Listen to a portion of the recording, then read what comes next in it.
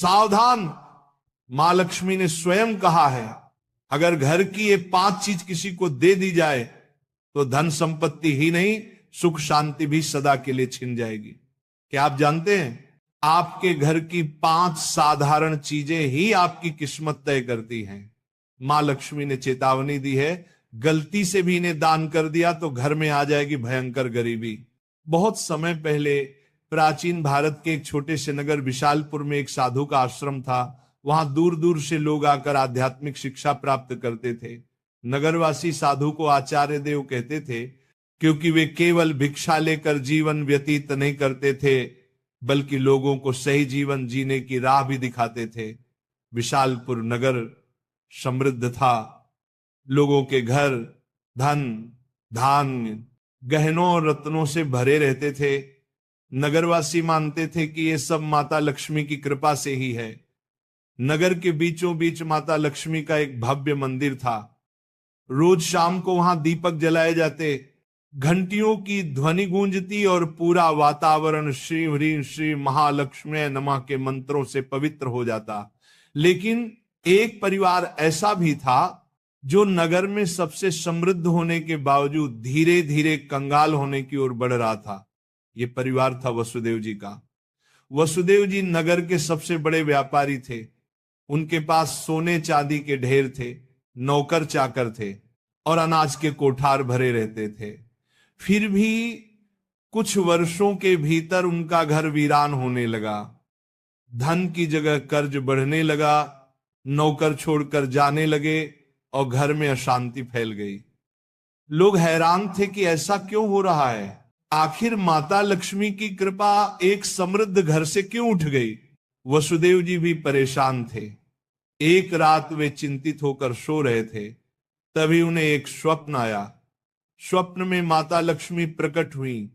उनके मुखमंडल से दिव्य आभा निकल रही थी।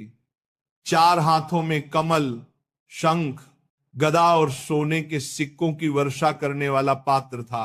उनकी मुस्कान शांति और कृपा से भरी थी, लेकिन आंखों में एक कठोर सत्य छिपा था। माता बोली, वसुदेव तुम दुखी क्यों हो? क्या तुम्हें याद नहीं कि धन की रक्षा करना भी एक तपस्या है?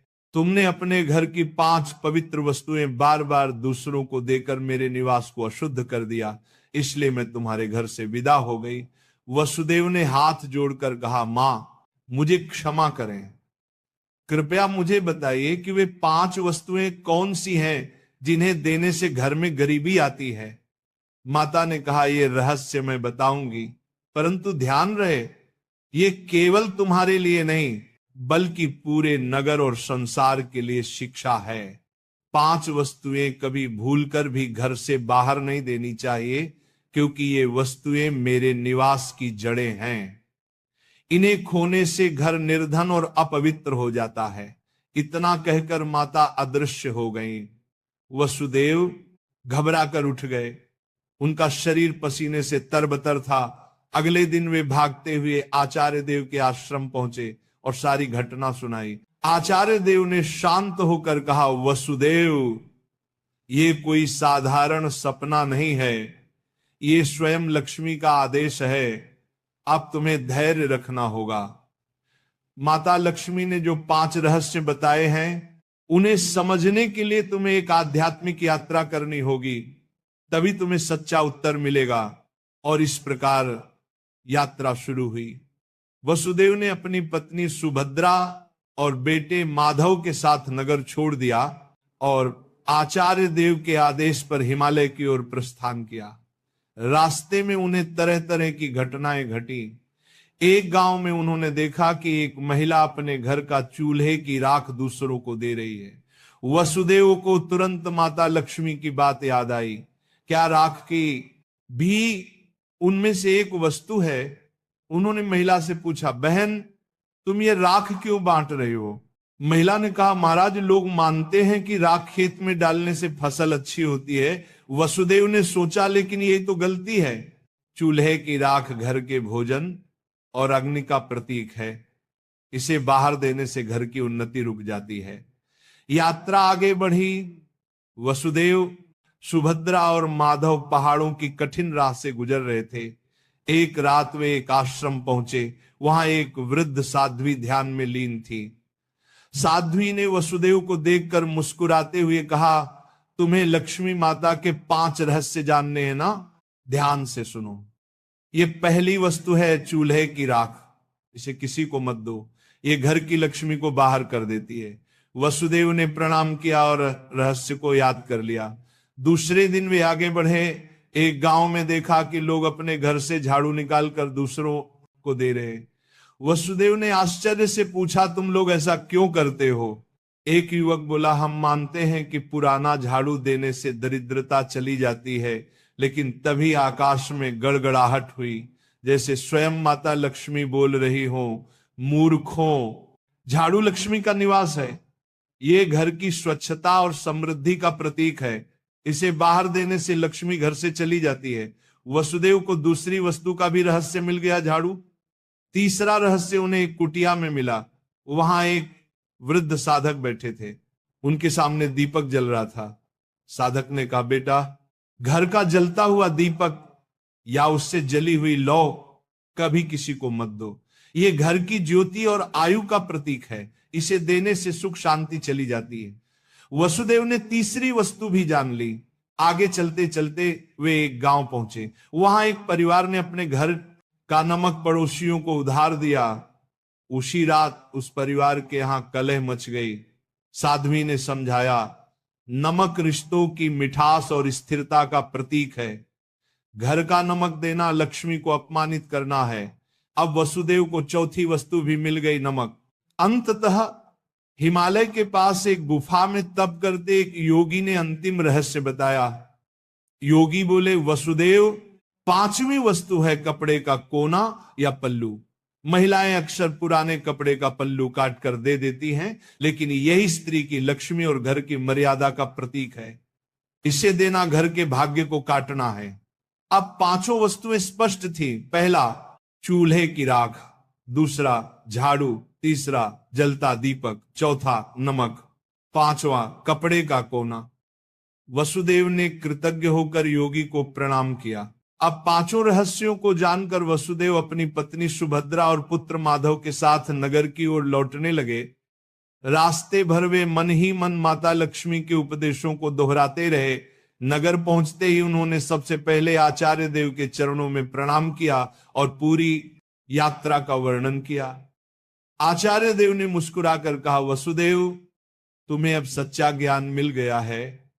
इन रहस्यों को केवल अपने तक सीमित मत रखना, बल्कि नगरवासियों को भी बताओ, ताकि वे भी लक्ष्मी के अपमान से बच सके।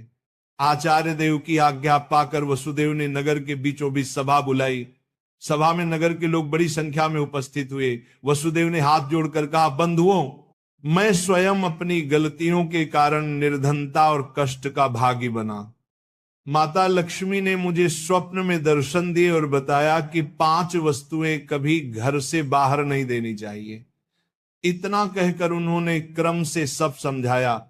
पहली वस्तु है चूल्हे की राख, दूसरी झाड़ू, तीसरी जलता दीपक, चौथी नमक और 5वीं कपड़े का कोना। लोगों ने आश्चर्य और श्रद्धा से यह बातें सुनी। तभी आकाश में एक दिव्य प्रकाश फैला और माता लक्ष्मी स्वयं प्रकट हुई। उनके प्रकट होते ही वातावरण में सुगंध फैल गई। मंदिरों की घंटियां अपने आप बज उठी और लोग भाव विभोर होकर उनके चरणों में झुक गए। माता बोली, वसुदेव ने जो कहा वह सत्य है। तुम सब जान लो कि ये 5 वस्तुएं मेरे निवास की जड़ हैं। जो इन्हें बाहर देता है वह अपने ही घर से मुझे विदा करता है। ये कहते ही माता ने वसुदेव के घर की ओर हाथ उठाया और देखते ही देखते उनके घर में फिर से समृद्धि लौट आई। कोठार भर गए, नौकर लौट आए और पूरे घर में शांति का वास हो गया। नगर के लोग ये चमत्कार देखकर स्तब्ध रह गए और माता लक्ष्मी के जयकारे करने लगे। नगर में अब यह शिक्षा फैल गई कि कोई भी व्यक्ति घर की 5 वस्तुएं बाहर न दे। लोग अपने घरों में सावधानी रखने लगे। पहले जो लोग अंधविश्वास में पड़कर झाड़ू, राख, नमक या दीपक दूसरों को दे देते थे, उन्होंने ये सब बंद कर दिया। नगर में धीरे धीरे हर घर में समृद्धि लौटने लगी। लोग समझ गए कि लक्ष्मी केवल सोने, चांदी या धन में ही नहीं, बल्कि घर की पवित्रता, भोजन, स्वच्छता और मर्यादा में भी रहती है। वसुदेव अब नगर में आदर्श बन गए। वे धनवान तो थे ही, पर अब उन्होंने अपने धन को धर्म और सेवा में लगाना शुरू किया। उन्होंने गरीबों के लिए अन्न क्षेत्र बनवाया, परंतु घर की 5 वस्तुएं देने से हमेशा इनकार करते। जो भी उनसे ये चीजें मांगता वह विनम्रता से कह देते, भाई ये माता लक्ष्मी की मर्यादा है, इन्हें देने से मेरे ही नहीं तुम्हारे घर की भी समृद्धि घट जाएगी। लोगों ने भी इस शिक्षा को हृदय से स्वीकार कर लिया।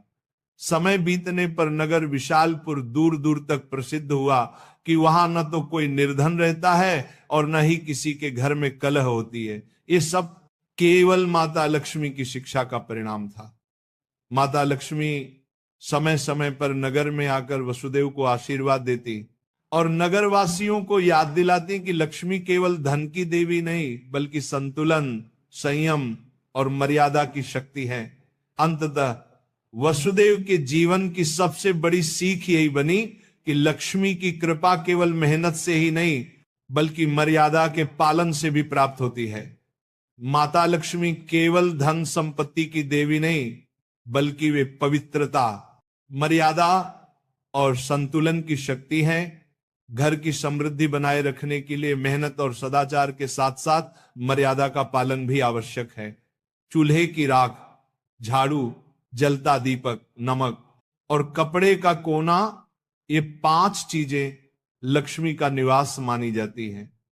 इन्हें घर से बाहर देने का अर्थ है लक्ष्मी को स्वयं विदा करना।